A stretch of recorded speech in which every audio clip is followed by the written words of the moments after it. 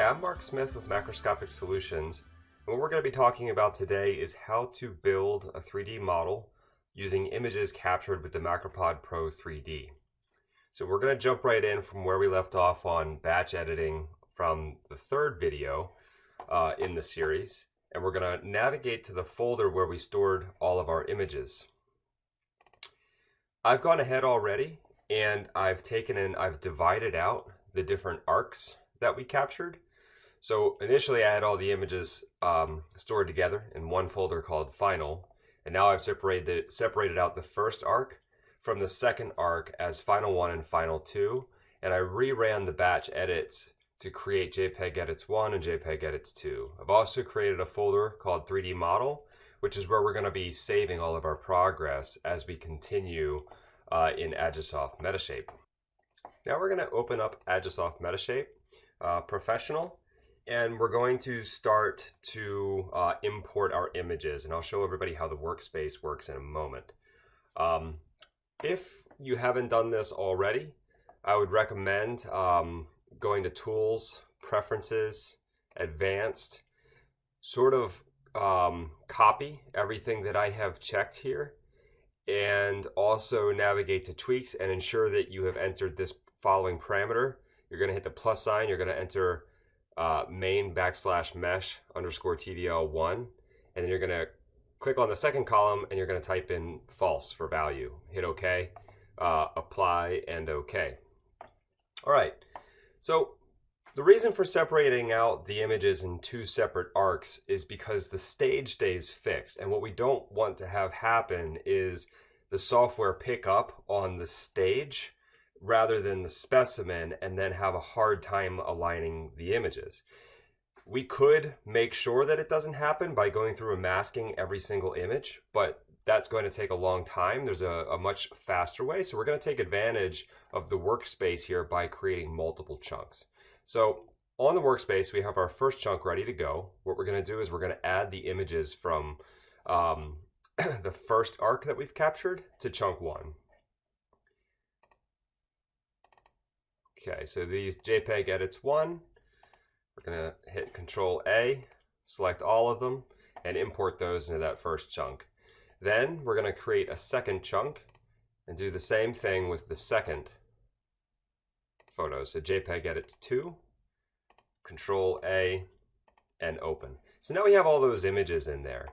And one thing you could do, let's say that you didn't have a stage that was moving behind your specimen. Let's just say you had a pin and it was sticking straight up in the air and you were moving around your specimen in an oblique fashion. That's perfectly fine. The way that you would mask any particular image, I'll just sort of show you now, is you can click on one, make sure that the stage is visible, and you want to navigate to this tool, the selection tool, and use your magic wand. If you select the background, it really does a good job of selecting all of the specimen.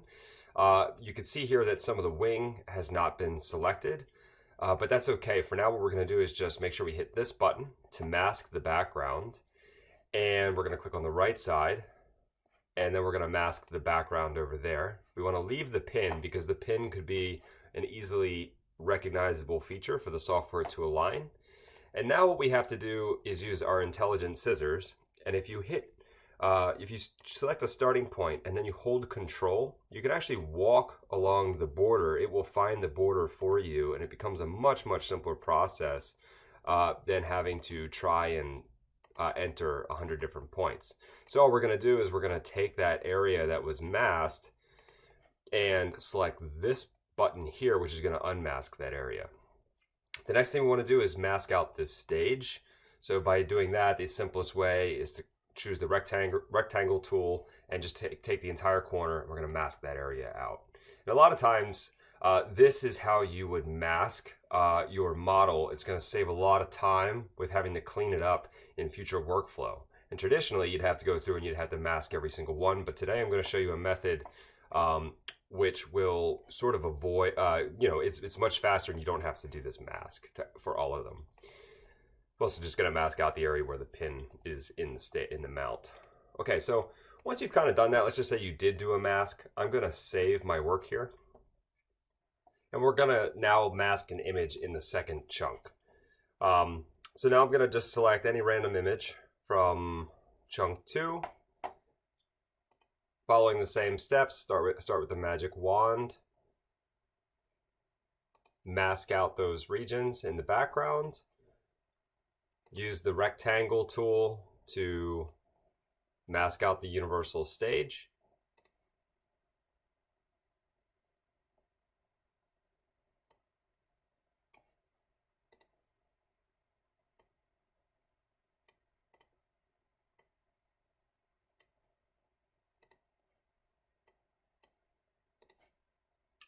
The bottom of the pin here, and we want to use the scissors tool to bring back the part of the thorax which was masked, and we didn't want it to be. There's parts here we're going to use control just to allow the software to walk around that region, which we know is part of the specimen, and we're just going to unmask that region. Okay, and I can't see if yeah, so it looks like that was a pretty decent mask. It's all the way around the wing there as well. Okay, so now what we want to do is move on to the next step. Now that we have a mask for each, we can then save. And the first step when turning to our workflow is to align the images from each arc. So I recommend when you're at this step, because this doesn't need to be repeated, we're going to click the Align Photos tab. We're going to use the highest pre-selection, key point of 100,000, tie point of 50,000. Now the difference between key points and tie points, key points are areas of contrast within one photo that the program can use to pick up on areas that it can recognize. And the tie points are similar. They are high areas of contrast that can be connected from one photograph to the next. So the tie points connect multiple photos. The key points are within one photo. So whenever you apply masks, you want to make sure that you're using the tie points, because then it can apply that one mask that we already did to the rest of them in sort of a loose fashion. Okay, so from here we're going to press OK. Okay, so you can see that the point cloud and the alignment is done pretty well. You can see that the pin, there's no points that are sort of mismatched. So we have a pretty good alignment here from the first chunk. Now what we need to do is move forward with the second chunk. So we'll just double click workflow, and we're going to repeat the same process. We're going to align the photos, and we're going to use the highest accuracy. Once again, apply masks to the tie points, and 100,000 key point, 50,000 tie point. Okay, we have 2 completed point clouds now, and what we want to do is clean up things a little bit to just sort of make our lives a little easier moving forward. The first thing you want to do is you want to make sure that the bounding box is completely outside the specimen, but cuts off anything that's on the exterior. So you can see the universal stage is outside the bounding box as it stands. And as we rotate the specimen around, you can see that most of the specimen is within that bounding box. Now let's say you had to edit it in any way. You can do that by selecting this button here. And that's going to allow you to resize the bounding box around your specimen. You can also down click, you can reset it to where it started, you can rotate the region, and you can resize and move. So once that's set, you just want to click on the arrow, and that'll sort of set its predetermined shape. That means that when we move on to the next step to model, it will not model the material that's outside the bounding box. It will only model what's inside of it. So we want to go back to our first chunk and just confirm that all areas of this specimen are also within the bounding box. And it does look to be. The universal stage is outside of it, and inside is the majority of the specimen and much of the pin. Okay, so now we want to move forward with building a model off of the low dense point cloud in order to basically get both of these chunks aligned to where we can create a more accurate model. So to do that, you're going to highlight chunk 1, you're going to navigate to workflow, and you're going to build your mesh. Here you're going to use a medium quality model. Source data will be your depth maps. You want to make sure you're using strict volumetric masks. This is going to take into account the one mask that we made per each chunk. You want to press OK, and we'll let this process. Okay, we have our rough model built for the first chunk. One thing we want to do real fast though is close the holes on the wings. So I want to show everybody how to insert a tweak in order to make that happen. So you want to navigate to Tools, Preferences, Advanced, and make sure you click on the Tweaks tab down here. Okay, what we're going to do is press the plus sign, and we're going to enter the following tweak. It is build model /OOC underscore surface underscore blow underscore up. What we're going to do is we're going to set the value to 0.95.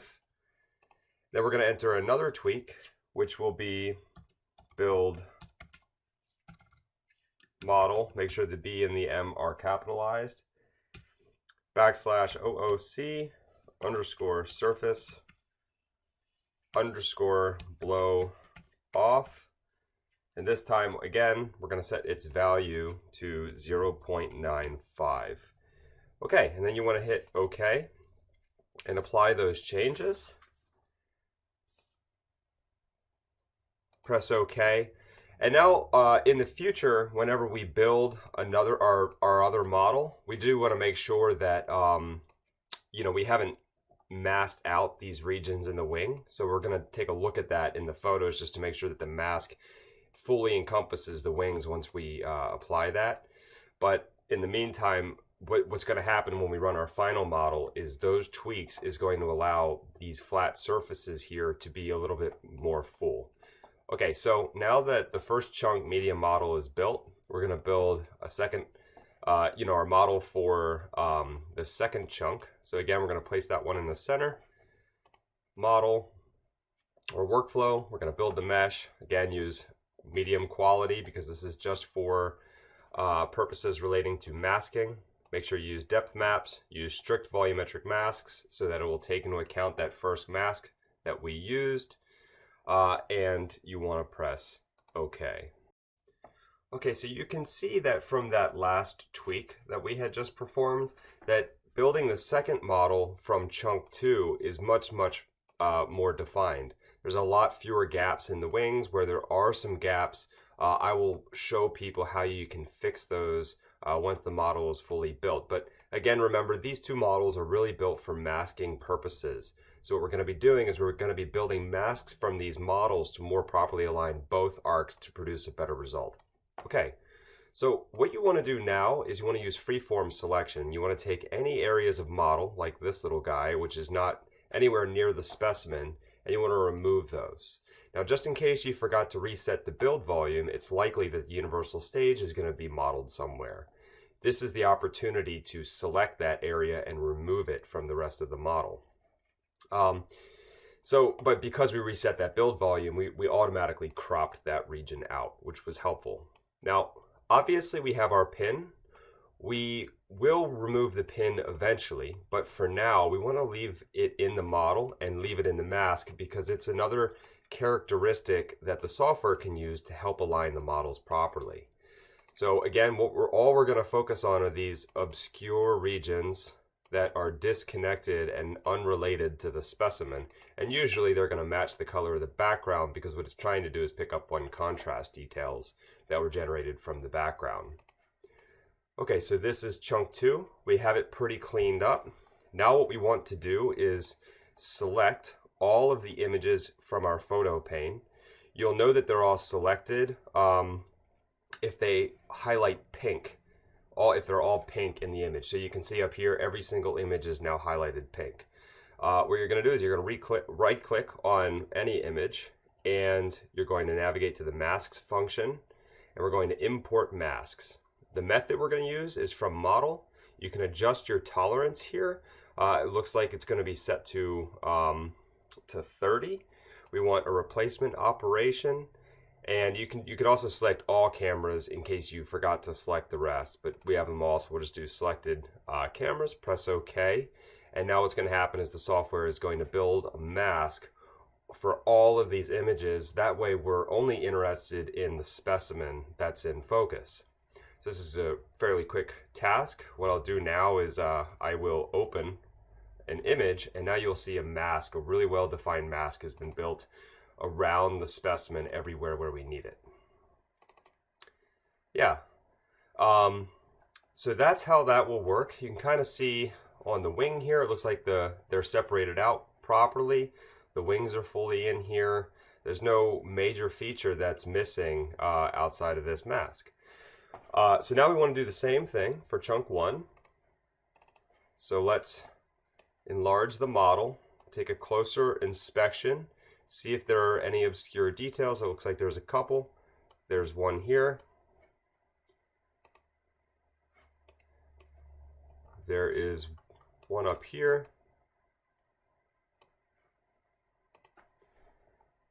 But all in all, we have a fairly complete model without too many exterior parts. There's a couple down here. Let's just zoom in a little closer. And this is where your stylus and your touch screen comes in very handy. This is where if you just, rather than having to navigate your mouse or your trackpad, you could just pick up that stylus and just draw around your specimen, and it'll make the process a lot easier.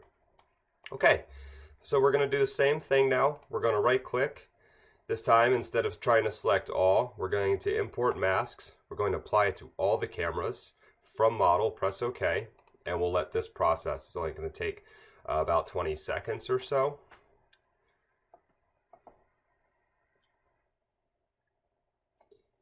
And once this is complete, you just want to select a few images and just ensure that the mask is properly applied to all of the individual images. So here you go, you have one example where your mask is applied properly, another example, and you can see how we're masked right around the stage without having to do that manually. So the work now has been to basically eliminate the need to do manual masks. It's more of an automated, faster method. Okay. So now we're going to close those images, and what we want to do is we want to take both of these chunks and we want to align them. So we're going to merge the chunks, select both, we're going to merge models and merge depth maps, and we're going to press OK. And now we have our merged chunk. So here are the aligned photos. What we're going to do from here is we want to realign with the masks there. We want to reset the current alignment, make sure that that's selected. You can use the highest accuracy. You want to make sure that you're applying masks to the, I believe it's the key points. Yeah, so you want to apply it to the key points. That way it's discarding all the information that's behind the mask. And we're going to go ahead and we're going to press OK to let this process. Okay. So with all of that masking and all the procedures we've taken earlier, now you can see we have two perfect arcs that intersect each other, that are oblique to one another, that give us a really well covered low density point cloud. You can even see, with this being low density, that most of the elements of the specimen are intact already. So it looks like this is going to be some really good data to use as we move forward to continue building the model.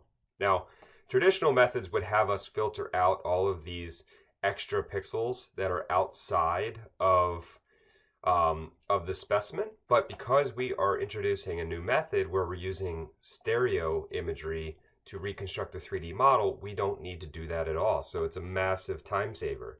So what you're going to do is you're going to take your merged chunk, and now what we're going to do is move forward and we're going to build a mesh. But this time, we don't want to run a medium quality. We want to run it either high or ultra high to make sure we get a really well-built model. In this case, we'll do ultra high quality and we'll do a high face count.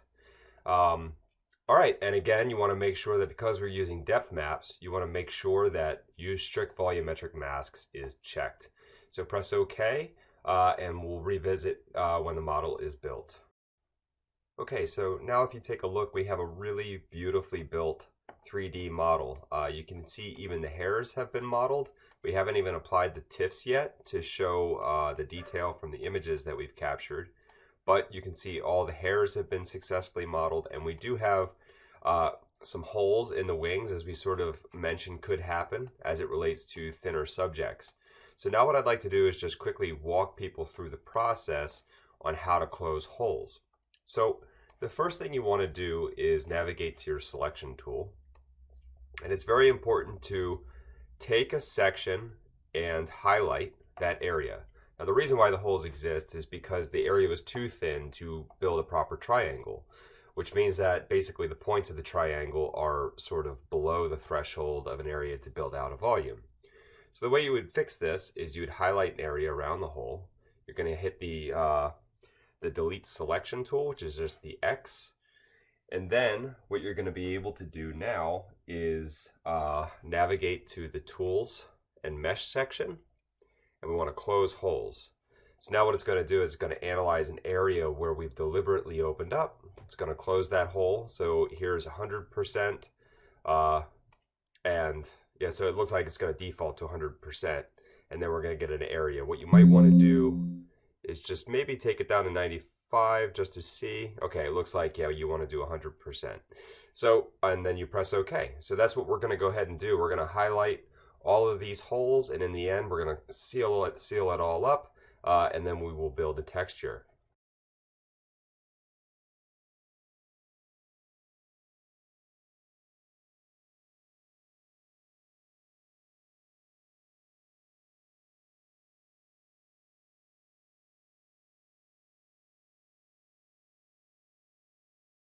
Okay, and if there's too many holes to close, where if you roll through, there is another thing we can try, which we can basically go back through to the tweaks that we've entered and just sort of adjust the tolerance slightly. So what we're going to do is navigate to Advanced and Tweaks, and in this time, we're going to set the value to 0.90. And we're going to do that for both of those tweaks that we entered. We're going to press OK, and we're going to apply those changes. And we're going to run the model again. I'm also just going to check that the GPU is running the full graphics card real quick while I'm at this. Also just want to make sure that we're using all necessary computing power. Looks like we are. Okay, so we're going to go back. We're going to build our mesh again from the workflow. And this time, rather than just doing an ultra high quality, I think we're going to do a high quality. It'll speed the process up a bit, and I imagine there's going to be very little difference. And once more, we're going to use strict volumetric masks. Press OK. We'll let this process through. Okay, so processing the model using a setting of high rather than ultra high, and also changing the tweaks to 0.9 from 0.95 really went a long way in terms of processing this model fairly quickly. And at the same time, you can see that the wings still have some holes, but it's not nearly as bad as it was before. Various parts of the model are still very much the same from what we observed. I think now what we want to do is effectively move forward and start to close some of the remaining holes. This is, again, I didn't indicate this in the last, during the last time we were closing holes, except I just want to point out that when we make our selection, the circle selection works out really good. And then if you use your stylus on your computer, it's all you have to do is just touch the center. So if you notice, I'm just touching the center here and dragging the circle out, and I can select all of these holes. If I hold Control, I can select multiple holes at one time. That way we can just basically try and complete this task with as little time and effort as possible. So you just touch your screen, drag your stylus, go through, select all these holes, and then I'll show everybody how to sort of just mask correct for this when we're done. So I'm just going to let this record, and I'll speed it up so everybody can see how I move about doing this.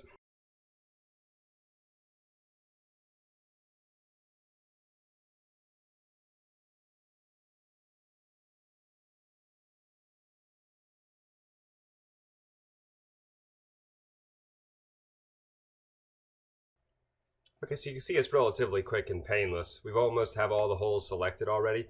What I'm going to do is just sort of pause here, just in case I don't accidentally let go of Control or so forth. I'm going to go ahead and hit the X, remove those areas, And now we're going to navigate to Tools, Mesh, and we're going to close those holes. There we go. Now we have a pretty smooth wing over here. We still have some work we need to do basically in this area, but you can see how fast we're moving along now, and we're getting some broader, better shaped wings. So I'm going to move forward, just finish this, wrap it up, and then we'll move on to building texture. Okay, we now have a very clean looking model. Many of the holes I've gone through, as you can see, and repaired in the wings. There's still a few holes there. If you really wanted to, you could run it again. You could almost drop that parameter down to 0.85 and run the model again. But for the most part, the model here is looking very clean, and it's very representative of the subject that's situated on the system. So what we want to do next is now build our texture. So we're going to apply all the detail from the photos, and we're going to basically stretch it out over top this model. So in order to do that, you're going to navigate to Workflow, Build Texture. You can basically choose a number of different types. For the most part, every single time I've run this, I've just left everything as sort of default selection. So enable hole filtering, enable ghosting filter, that's all default. So we're just going to go ahead, we're going to press OK and let this process. All right, you can see our specimen is now complete. We have the imagery overlaid right over top the model. So now you can see texture. We can export the model. Typically it's exported as a shape file, and then you export the texture as a TIFF, and that way you can then make corrections or modifications or smooth it out using third-party software. So in this case, what we're going to do now is we're going to go ahead, we're going to save the model, or really save the .psx file, which is, you know, Agisoft's file type. Once that's completed, now we can save our model. So what we're going to do is export the model, and typically I would save it as a .obj file. You could call it the name of the specimen. In this case, I'm just going to use the ID tag UCSB-IZ000285545.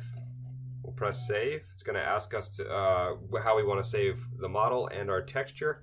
I would save the texture as a TIFF file, press OK, and now we have a full export of our model.